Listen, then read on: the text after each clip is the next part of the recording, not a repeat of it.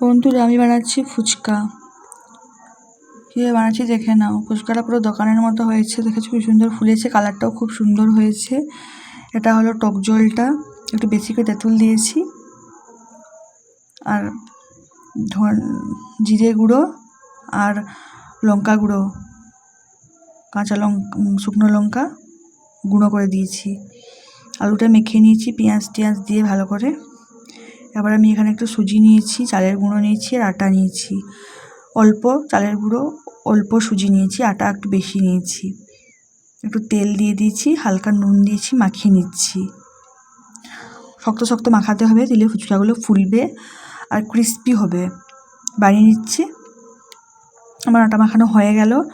এবার আমি এই যে পেঁয়াজ লঙ্কা কাটতে বসে গেছি, আমার ভাই কাটছে, ধনেপাতা এগুলো সব কাটছে, আর আমি এখানে এগুলো সব এই যে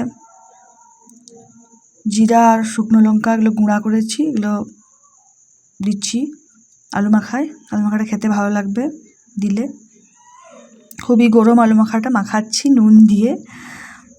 আমাদের গাছের পেঁয়াজ কলি হয়েছিল, পেঁয়াজ দিয়ে মাখাচ্ছি, ধনেপাতা কাঁচা লঙ্কা সব দিয়ে দিচ্ছি। এখানে একটু তেঁতুলের টক দিয়েছি, খেতে ভালো লাগবে বলে।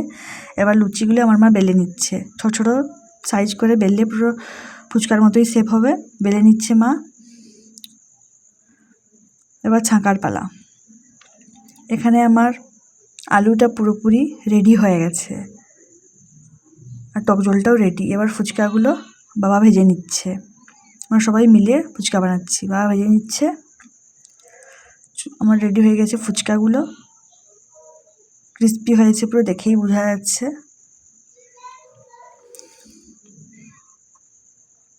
এখানে আমি একটু ঝুড়ি ভাজা দিয়ে দিলাম উপরে আলু মাখায়।